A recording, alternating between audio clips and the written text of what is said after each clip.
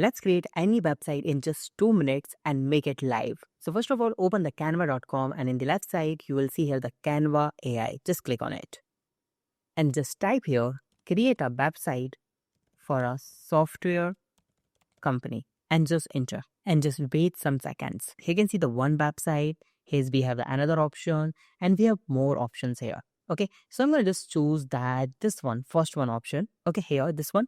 Let's click on this. And now I'm going to do the changes according to my requirement. Suppose that is the coding bus company. Okay, like this. You can change all the design according to your requirement. And now click on the publish website. You can see this one, publish website. And just resize on mobile, include the navigation and just click on publish website. And just wait some seconds. And here we go. Just copy that URL and open the incognito window or any window. And once you open this and your website is here. Fantastic. And you can see you have a menu also like this, companies, industry news, here, everything. So our website is live. So this is the easiest way to create a website and host it to the live server. If you have any doubt, you can ask me in comment. Thank you so much for watching this video. Have a nice day. Be safe. Bye-bye.